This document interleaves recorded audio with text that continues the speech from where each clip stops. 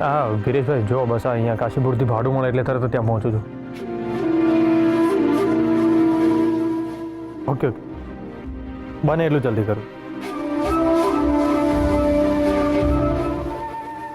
હા ના ના આવે જેવું કંઈ નહીં. ઓકે હા હું પહોંચું છું. Thank you.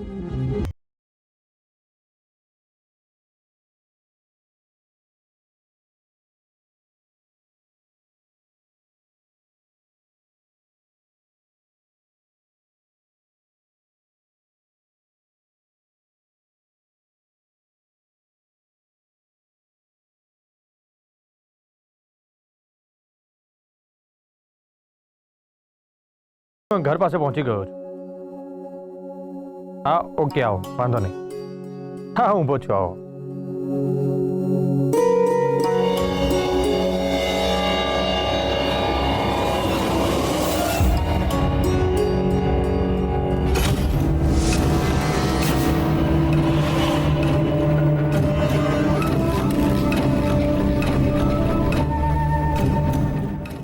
રૂપિયા જેવું કંઈક લાગે.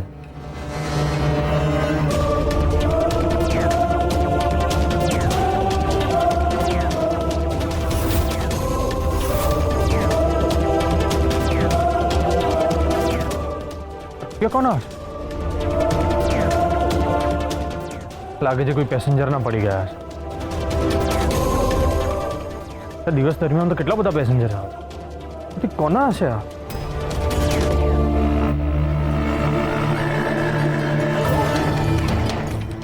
બેંક તરફ જવા વાળું પેસેન્જર પણ કોઈ નહોતું. આ જેના રૂપિયા હશે એને તો આખી રાત ઊંઘ પણ નહીં આવે.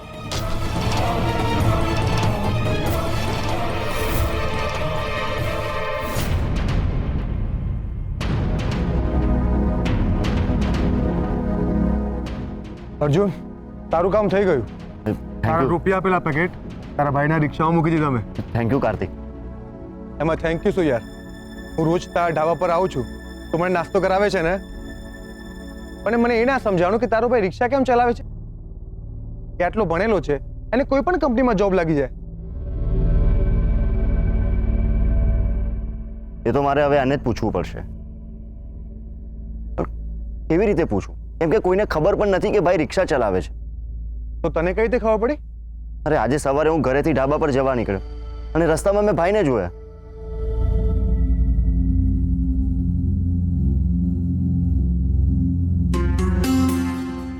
ભાઈ અહીંયા શું કરી રહ્યો છે?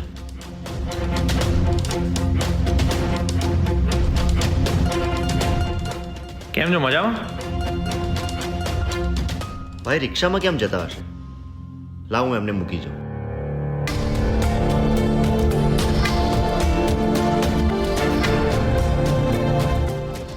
આ તો ગિરીશભાઈ છે જે નાઇટમાં રિક્ષા ચલાવે છે. વોટ? ભાઈ રિક્ષા ચલાવે છે?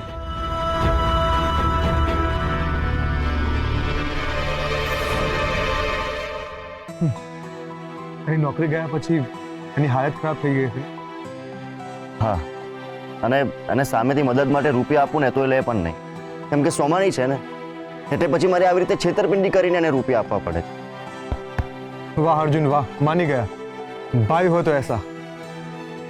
આજના જમાનામાં બહુ ઓછા ભાઈ આ રીતે ભાઈની છુપી રીતે મદદ કરે છે. હું મારા ભાઈને ખર્ચીને ખાલી 100 રૂપિયા માંગુ ને તોય મને વઢે છે. હા તો તું કોઈ નોકરી ધંધો ના કરે અને પૈસા માગે તો વઢે જ ને. ભાઈ હું કોઈ નોકરી ધંધો ના કરું અને પૈસા માંગુ ને તો મારો ભાઈ મને પણ વઢે. અર્જુન બાબાની જય હો. બાબાની જેમ ઉપદેશ આપવાનું બંધ કરી યાર હવે. ચાલ બેસી જા હવે. શું થયું? ભાઈને મેં મદદ તો કરી છે પણ મારો ભાઈ છે ને થોડો અઘરો છે. એટલે એમ કે એ રૂપિયાની પાસે રાખશે પણ નહીં. તો પછી આ રિક્ષામાં રૂપિયા કેમ મુકાવ્યા? અરે કેમ કે રૂપિયા મારા છે એટલે જો ભાઈને રૂપિયા મળશે તો કોઈ દાવો કરવા વાળું હશે નહીં, તો રૂપિયા ભાઈના જ થઈ જશે ને. હા બરાબર છે. પણ ભાઈ છે ને બહુ પ્રામાણિક છે. એ આ રૂપિયા આની પાસે રાખશે નહીં, પણ એ રૂપિયા કોની પાસે જમા કરાવશે ને એ પણ મને ખબર છે.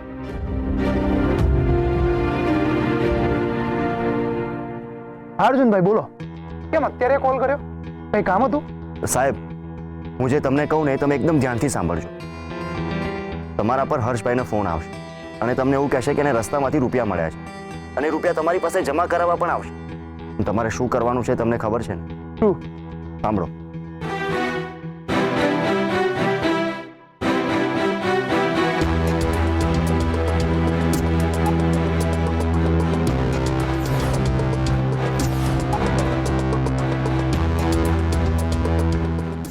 અર્જુનભાઈ, તમે તો મારું દિલ જીતી લીધું. તમે કહેશો એવું જ થશે. ઓકે, થેન્ક યુ સાહેબ.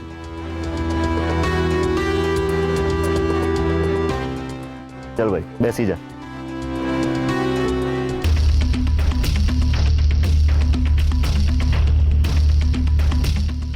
સરનો ફોન પણ એંગેજ આવે છે.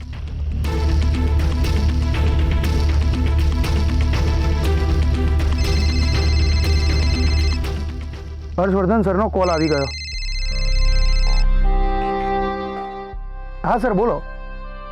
કેદાર, ક્યારનો તમને ફોન ટ્રાય કરું છું પણ તમારો ફોન જ એંગેજ આવે છે. સર, એક વાત ચાલતી હતી. બોલો ને, શું થયું? અરે, મને એક પેકેટ મળ્યું છે. રૂપિયાનું ને? તમને કેવી રીતે ખબર કે રૂપિયાનું પેકેટ? હા, એટલે સર, તમે કીધું કે પેકેટ મળ્યું છે, એટલે પેકેટ શાનું હોય? કાં તો રૂપિયાનું હોય અથવા તો કોઈ માદક પદાર્થનું હોય, એટલે હું બોલી ગયો. તો હમણાં ક્યાં છો? સર, હું ડ્યુટી પતાવીને ઘરે જઈ રહ્યો છું. તો કાલે મને રસ્તામાં મળો, હું તમને આ પેકેટ આપી દઉં અને તમે આ રૂપિયા પોલીસ સ્ટેશનમાં જમા કરી દો. સર, તમારી પાસે જ રાખો ને. પોલીસ સ્ટેશનમાં ઘણી બધી રૂપિયા ગુમ થયાની ફરિયાદ આવતી હોય છે. ક્યાંક કોઈક ખોટા માણસના હાથમાં આવી જશે તો, અને કોઈ હવલદાર બોલી પડશે ને, તો આ રૂપિયાના 10 ગરાક ઊભા થઈ જશે. એના કરતાં તમારી પાસે જ રાખો ને સર. ના ના, મારી પાસે ના રખાય. બિચારા કોઈ જરૂરિયાતમંદના રૂપિયા હોય તો તમે એને શોધીને પાછા આપી દેજો. સર, એ વ્યક્તિને હું ક્યાં શોધું ને કેવી રીતે શોધું? જેના રૂપિયા પડી ગયા છે એને તમે જોયો છે? હા, જોયો તો નથી. તો પછી મને કોઈ યોગ્ય વ્યક્તિ મળી જશે તો હું તમારી પાસેથી રૂપિયા લઈ જઈશ. પણ કેદાર, હું આ રૂપિયા... હા, આવ્યો. સર, મને મારી પત્ની બોલાવી રહી છે. હું તમને પછી કોલ બેક કરું. અચ્છા, કેદારમાં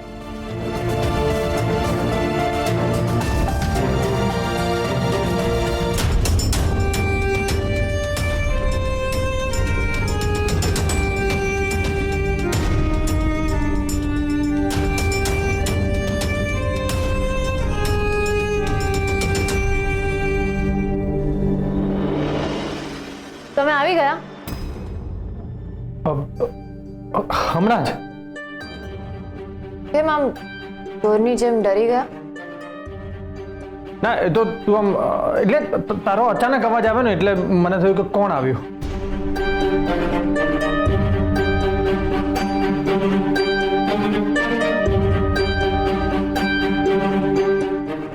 પણ તું કેમ આટલી સિરિયસ લાગે છે?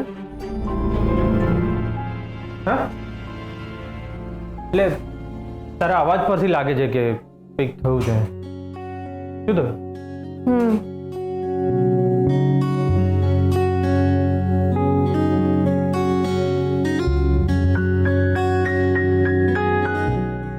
એ થયું? હા, શું થયું?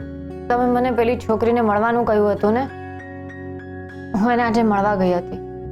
તો ક્યાં કઈ થયું? હા, મને કંઈ સમજાતું નથી કે શું કરું. એટલે એણે તારી સાથે વાત કરી એમ?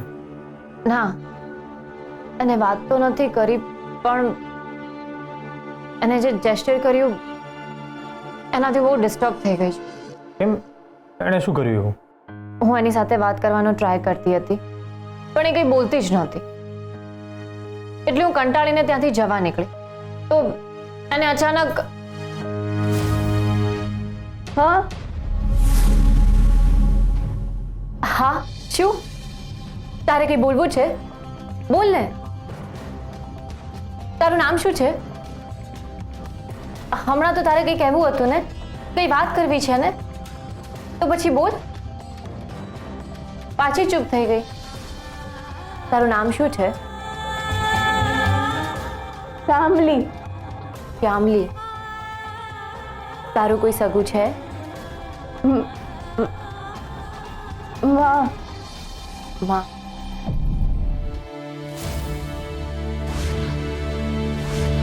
હું પણ આમ જ બ્લેન્ક થઈ ગઈ હતી. આને મારે શું સમજવાનું? મને લાગે છે કે એ છોકરીને ઘણું બધું કહેવું છે પણ એ કહી નથી શકતી. એણે જેસ્ચર કર્યું એના પછી કંઈ કહ્યું?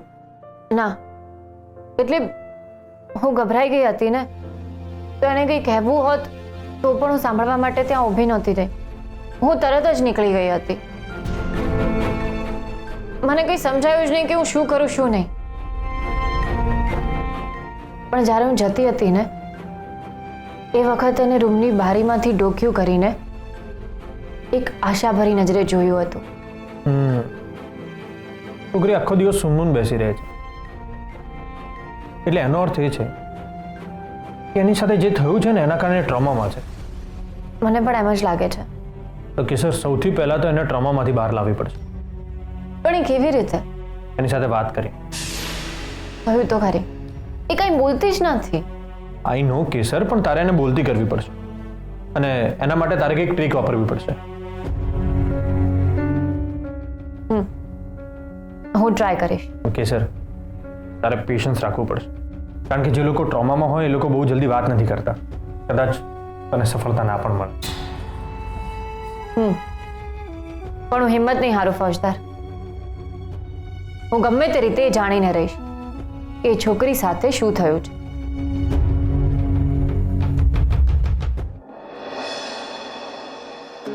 ગોપી, ક્યાં જતી રહી આ છોકરી?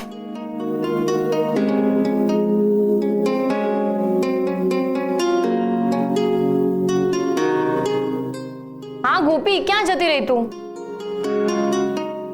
તું મમ્મીના ઘરે જતી રહી? તું કહીને તો જવું જોઈએ ને. આ તો સૂતી હતી તો જગાડવી જોઈએ ને. કઈ નહીં, મારે પેલી છોકરીને મળવા જવું હતું. બસ ગોપી, બહુ ચાંપલા બેડા ના કરીશ. હવે હું કોને લઈને જઉં? ના, હવે તું ક્યાં પાછી આવીશ? ચાલશે, હું કંઈક મેનેજ કરી લઈશ. હા, અને હા, આંટીને મારી યાદ આપજે. હો, હલો ગોપી, ગોપી, બેટરી, ચાર્જર.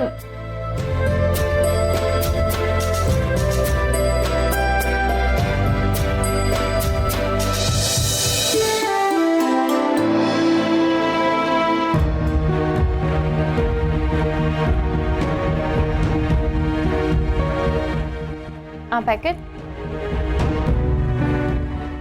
ફૌજદાર કાલે અહીંયા કંઈક કરતા તો હતા, કદાચ એમણે જ મૂક્યું હશે.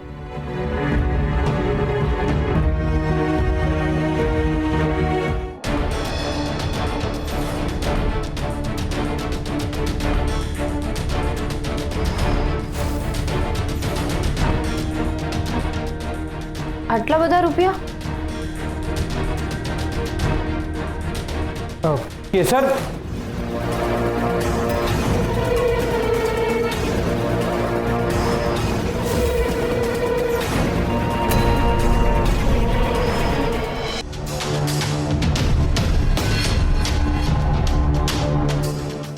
ફૌજદાર, આ શું છે?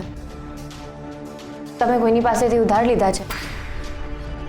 ફૌજદાર, બોલો ને. કેસર, મેં તને કહ્યું હતું ને કે તું કોઈ પણ વાત કહેવા માટે મારી ઉપર દબાણ નથી કરતી. એ તારી આદત મને બહુ ગમે છે. એટલે તમે આના વિશે પણ નહીં કહો. તમે તમારા મનનો ભાર હળવો કરશો તો મારા મનની ગુંગળામણ ઓછી થઈ જશે. ઉંમરની વાત છુપાવીને હું તમારી ગુનેગાર બની હતી. પરિસ્થિતિ માણસને ખોટું બોલવા માટે મજબૂર કરી દે છે, અથવા તો વાત છુપાવવી પડે છે. એ વાત તો મને અનુભવ છે, એટલે હું તમને કોઈ વાત કહેવા માટે દબાણ નહીં કરું. પણ 7 જન્મ સાથે રહેવાનું વચન લીધું હોય અને તમે એકલા જ દુઃખ ભોગવો અને હું સુખેથી રહું, એ પણ મને નહીં ગમે. સોરી કેસર, પણ જો મારે જેટલું સત્ય કહેવું હોય એટલું જ કહું તો ચાલશે? પ્લીઝ તમે આવા દયામણા સ્વરે મારી સાથે વાત ના કરો. મારા ફોજદારના અવાજમાં રણકો તો હોવો જ જોઈએ. તમે મને કંઈ નહીં કહો તો પણ ચાલશે, પણ તમે આવું વર્તન ના કરો. હું તમને પરિસ્થિતિથી હારેલા નહીં જોઈ શકું.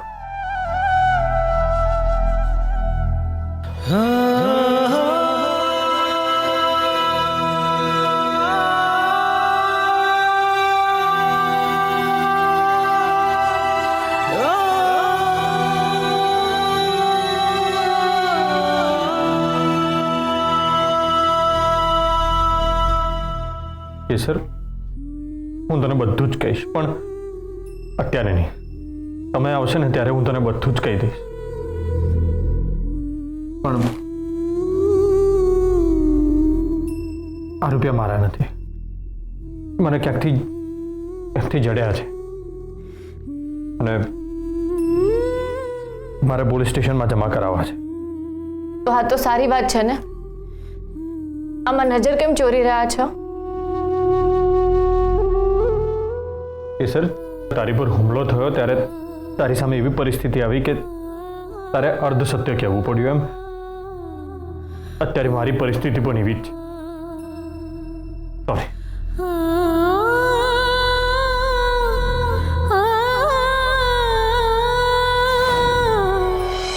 શ્યામલી, મને ખબર છે કે તારે મને કંઈક કહેવું છે, પણ હું સમજી નથી શકતી કે તારે શું કહેવું છે.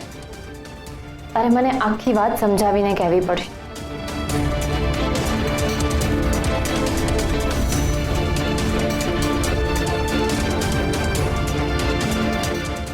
તું મને કહીશ ને? બોલ ને શ્યામલી, તારે શું કહેવું હતું મને? તું કહી શકે છે મને? શ્યામલી,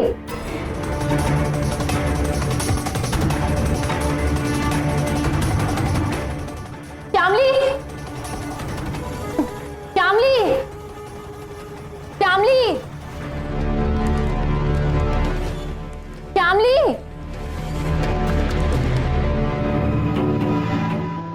શ્યામલી, શ્યામલી, શ્યામલી.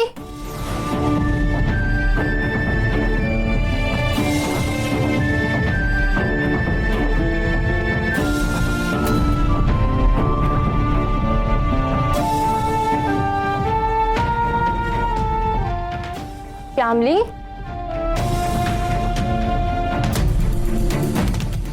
શ્યામલી, રડીશ નહીં, બહાર આવ. શ્યામલી, મારાથી ડર નહીં, ઊભી થા. શ્યામલી,